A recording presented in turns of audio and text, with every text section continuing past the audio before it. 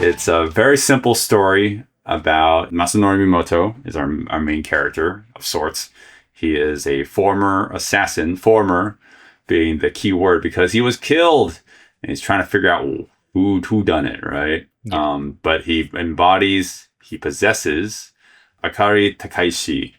It's something that I was kind of interested to see, right? Because it's, if you listen to our former episodes where she's been in it, primarily the Baby Assassins movies, she's usually second fiddle to what's her face? Saori Ozawa, yeah. She's usually the one that's kind of like front and center in terms of the action department, right? And Akari's kind of like a comedic sidekick, which I find kind of annoying in those movies, but it is, to personal preference, right? So I didn't think that should be the face of an action movie. But here she is. She's the one who's being possessed by Masanori Mimoto, and she has to channel some of that action choreography in her. And I think she does a pretty good job. Masanori Mimoto, working under Kesuke Sonomura, literally, I don't want to say created, but they refined this on-screen speed that I think not many fighters can do right now. Mm-hmm. And I'm not expecting Akari to fight as fast as they are, but it's interesting to see this young woman who is not Saori Izawa take on Kesuke Sonomura's more complex fight choreography.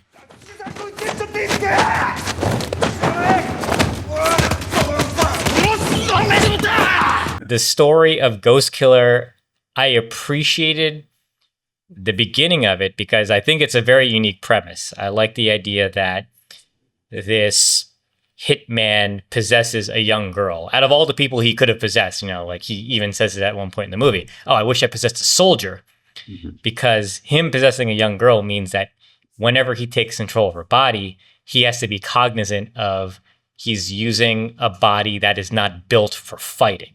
Yeah. And they recognize that a lot, even in the last fight. And I thought that was kind of nice how they added these little touches where they need to remember that she can't really punch as hard, or she gets hurt a lot easier even after these fights, even though the muscle memory, it's not really muscle memory, but Masanori Mimoto's muscle memory to use her body is there, but she doesn't have the strength training to actually endure like hardening of the knuckles, for example. Right, yeah. And I did appreciate that because, at first look, you're like, oh, he looked like he killed that guy. But it turns out that, she, because of all the things you just mentioned, what would normally be a fatal blow, turns out wasn't nearly as effective, and explained in the exposition scene afterwards. I'm like, I love little details like that. That was really good.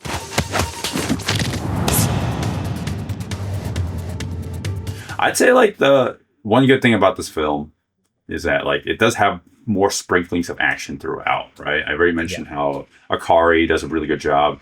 I actually would say that she kind of steals the show. I mean, she kind of has to steal the show for a big chunk of the film. It's really her. It's really her doing the stuff.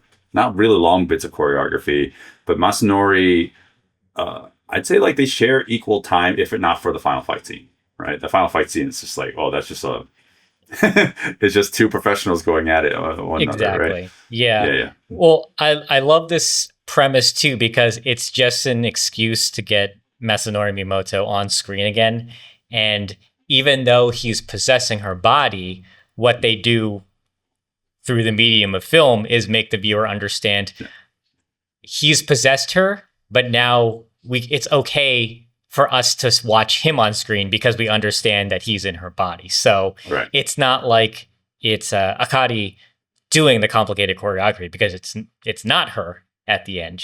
But we know that she's technically fighting Naohiro Kawamoto at the end. Yeah. But it's just Masanori and now Hiro. And then that's perfect. That's what I wanted. So the whole time when I was watching this out and you see the swap happen on screen, I realized, oh, perfect. That's how you get Masanori in front of the screen again. Sure.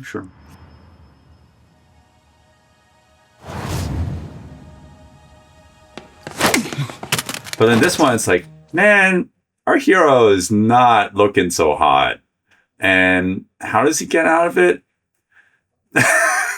Yeah, like, well, it's not very satisfactory. Exactly. Well, that's something we talk about a lot is how does the hero ultimately prevail? You want it to feel cathartic. You want it to feel earned.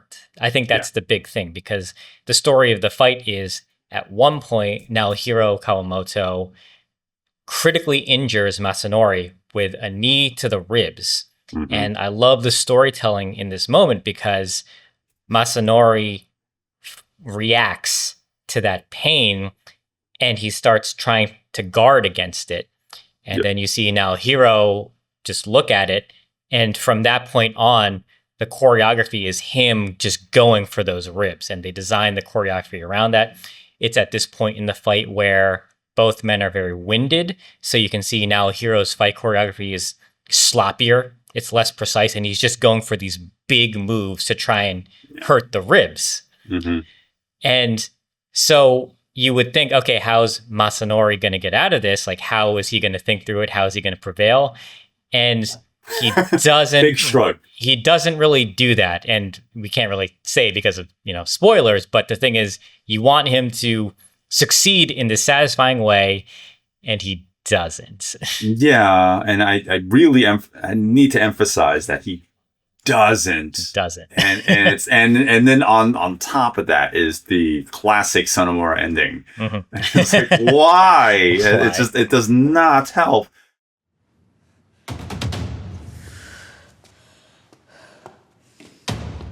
Because Sonomura is pretty much A game from Japan. Oh yeah, right, in terms of action design.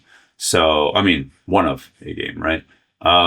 So I don't know. I still enjoyed it. Don't get me wrong. I think that the action's really good. I'm not at all disappointed. I just wish he knew how to end his fight scenes. But other than that, I think this is a pretty enjoyable film, especially from the action department. And yes, you're right. The first action scene, great way to open a movie, because some films, like, they take a while before they actually get the action, but like you're in it right away.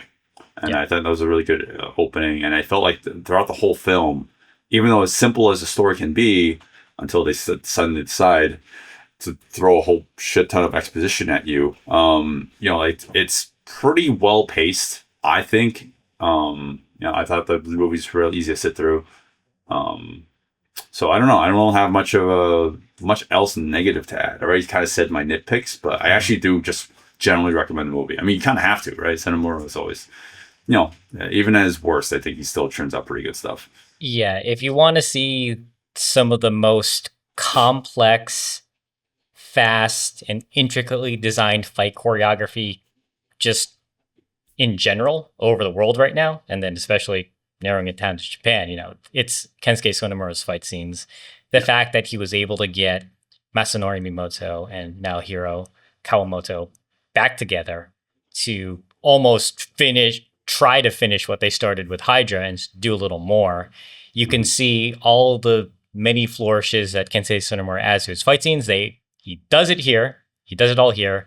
Speed is the name of the game. You need to really hyper focus on what you're watching because there are so many combinations happening within the tiniest time frame. It's insane how fast these performers are. So I feel general audience goers, if they see this, it would just look like a sloppy mess because it's too fast, And we're at this point now where if you like martial arts movies and you've kind of been watching current films and you saw Hydra, your eyes have been like adjusting to faster and faster, and that's what I feel Sonomura is doing with his performers. Or at least with this fight anyway, they've gotten faster.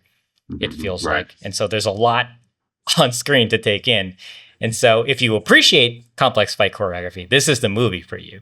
But I think if like you're just like a an average martial arts fan, like you might need to start start with Hydra first before you go into this one.